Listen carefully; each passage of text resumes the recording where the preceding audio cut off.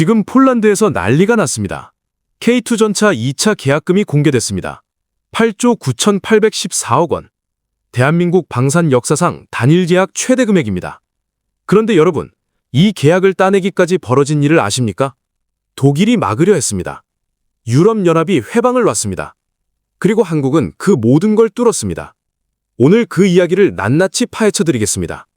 압도적 실력, 독보적 시선, 초격차입니다. 이 영상이 놀랍다면 지금 화면 2번 눌러주세요. 초격차가 더 많은 진실을 파헤칠 수 있도록 여러분의 화력이 필요합니다. 구독과 좋아요 부탁드립니다. 먼저 숫자부터 보십시오. 2022년 폴란드와의 총괄 계약 규모만 해도 20조 원에 육박했습니다. K2 전차 1000대, K9 자주포 670여 문, 천무 다연장 로켓 290여 문, FA-50 공경격기 48대. 그런데 그게 끝이 아니었습니다. 2025년 7월 K2 전차 2차 이행계약 체결 8조 9,814억 원. 같은 해 12월 29일 천무 3차 이행계약 체결 5조 6천억 원. 폴란드 하나에서만 벌어들인 누적 계약 규모가 이미 30조 원을 훌쩍 넘긴 겁니다. 그런데 여기서 중요한 게 하나 있습니다. 2차 계약 금액이 왜 이렇게 커졌습니까? 1차 계약은 180대에 4조 5천억 원이었습니다. 2차 계약도 마찬가지로 180대인데 8조 9,814억 원입니다. 대수는 같은데 금액이 2배입니다.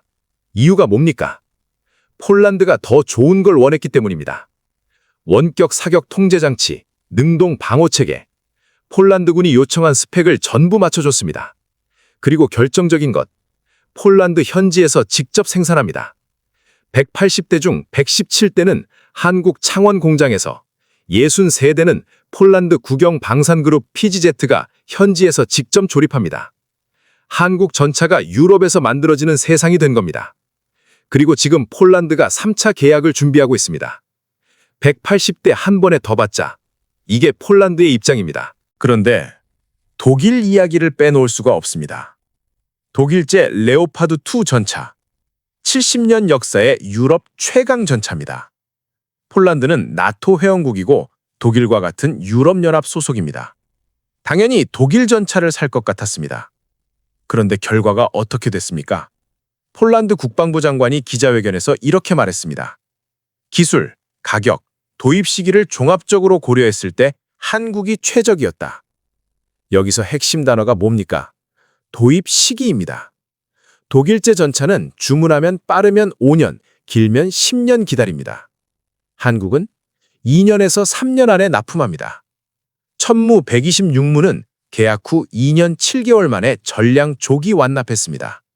원래 2027년까지 납품하기로 했던 물량을 2025년 6월에 다 줬습니다. 폴란드 군 당국이 기록적인 납기 속도라고 했습니다. 독일이 10년 기다릴 물건을 한국이 2년 만에 해치운 겁니다. 독일 경제신문 한델스블라트가 뭐라고 했습니까? 한국이 유럽 방산 시장을 잠식하고 있다. 참으로 기묘한 표현 아닙니까? 폴란드가 더 좋고, 더 빠르고, 더 합리적인 무기를 선택했을 뿐인데 그게 잠식입니까? 유럽 나라는 유럽 무기만 사야 한다? 21세기에 이게 무슨 논리입니까? 그런데 유럽연합이 여기서 반격에 나섰습니다. 리암 유럽 재부장 계획, 유럽산 무기를 사면 보조금을 주겠다는 겁니다. 바이 유로피언, 유럽 국가들이 유럽 무기를 사도록 압박하는 정책입니다. 한국 방산에 사실상 세금 장벽을 친 겁니다. 한국이 어떻게 했을 것 같습니까? 한화 에어로스페이스가 폴란드 최대 민간 방산기업 WB그룹과 합작법인을 세웠습니다. 이름은 한화 WB 어드밴스드 시스템. 천무 유도 미사일을 폴란드 현지에서 직접 생산하는 공장을 짓겠다는 겁니다. 이제 폴란드에서 만든 천무는 유럽산입니까? 한국산입니까? 유럽연합의 보조금 대상이 되는 겁니다. 바이 유러피언 정책을 한국이 현지화 전략으로 정면 돌파한 겁니다. 유럽이 문을 잠갔더니 한국이 열쇠를 만들어 들어간 겁니다. 통쾌하지 않습니까? 이제 아시아로 눈을 돌려보겠습니다. 베트남입니다. 베트남은 공산권 국가입니다. 그동안 러시아제 무기만 쏘았습니다. 러시아가 우크라이나 전쟁 이후 국제 제재를 받으면서 무기 공급이 끊겼습니다. 그때 중국의 앞마당에서 벌어진 일을 보십시오. 중국이 베트남에 접근했습니다. 우리 무기 사라. 베트남이 뭐라고 했습니까? 한국 K9 자주포를 샀습니다. 왜 그랬을까요? 남중국해에서 중국과 영토 분쟁 중인 나라가 중국 무기를 삽니까? 그건 정말 위험한 행위입니다. 중국의 코앞에서 중국의 반대를 무릅쓰고 한국 무기를 선택한 겁니다. 이건 무기 구매가 아닙니다. 중국 종속에서의 탈출 선언입니다. 페루는 어떻습니까? 지난해 12월 K2 전차 54대, K808 장갑차 141대 직도입 계약 체결. 2029년부터 2040년까지 K2 전차 104대를 페루에서 면허 생산합니다. 한국 전차가 남미 대륙에서 만들어집니다. 나토 동부전선을 보십시오. 에스토니아, 노르웨이, 핀란드, 영국, 러시아와 맞닿은 나라들이 한국 K9 자주포를 운용하고 있습니다. 그들이 목숨 걸고 선택한 무기가 K방산입니다. 그런데 댓글창을 보니 이런 질문이 있더군요. 그래서 우리 국민한테 뭐가 좋은 건데? 직접 답해드리겠습니다. 방산 수출 1조 원당 일자리 1만 개가 창출됩니다. K2 2차 계약 하나만 해도 9조 원입니다. 9만 개 일자리입니다. K2 2차 계약으로 현대로템 창원 공장 생산량이 대폭 늘어납니다. 협력업체 120개, 경남 지역 비중 40%. 내 고향, 내 이웃, 내 친구들이 일하는 공장이 바빠지는 겁니다. 국산화율이 90%입니다. 10개 중 9개를 한국에서 만든다는 겁니다. 이게 돈이 해외로 빠져나가는 겁니까? 국내로 들어오는 겁니까? 그리고 기술 주권입니다. K2 전차, K9 자주포, 천무 로켓, KF-21 전투기, 전부 대한민국 기술입니다. 70년 전 전쟁 폐허 위에서 외제 무기에 목숨을 맡기던 나라가 이제 다른 나라의 군사 시스템 전체를 설계해주고 있습니다. 이것이 진정한 국격의 변화 아니겠습니까? 일부에서는 이렇게 말합니다. 전쟁 특수일 뿐이다. 곧 끝난다. 냉정하게 보십시오. 트럼프 대통령이 나토 분담금을 국내 총생산의 5%까지 올리라고 압박하고 있습니다. 유럽 각국이 국방비를 폭발적으로 늘리고 있습니다.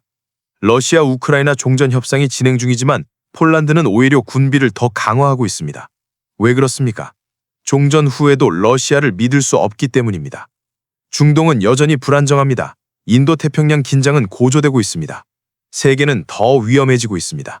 그리고 그 속에서 대한민국은 자유진영의 무기고로 자리를 잡았습니다. 이걸 전쟁 특수라고 부를 수 있습니까? 이건 구조적 변화입니다. 2026년은 K방산 2막의 원년입니다. KF-21 전투기 블록 1 가격이 8,300만 달러로 공개됐습니다. 미국 F-35가 1억 달러 이상입니다. 성능은 비슷한 수준인데 20% 이상 저렴합니다. 폴란드가 KF-21 도입을 검토하고 있습니다. 노르웨이가 K2 전차 K2NO 사양 테스트를 진행하고 있습니다. 호주와 중동 국가들도 K2를 주목하고 있습니다. 한화오션은 미 해군 함정 정비 사업을 수주했습니다. 세계에서 가장 까다로운 고객인 미국 해군이 한국을 선택한 겁니다. 무기를 파는 나라에서 방산 생태계 자체를 수출하는 나라로 2026년 K방산 2막이 열리고 있습니다. 자, 정리하겠습니다. K2 전차 2차 계약 8조 9,814억 원, 역대 단일 계약 최대. 천무 3차 계약 5조 6천억 원. 폴란드 현지 K2 생산기지 구축. 베트남, 페루, 루마니아, 에스토니아, 노르웨이, 핀란드. 전 세계가 한국산 무기를 선택하고 있습니다. 독일은 시장 잠식이라고 합니다. 유럽연합이 방벽을 쳤습니다. 한국은 그 방벽 안에 공장을 세웠습니다. 이게 운입니까? 실력입니까?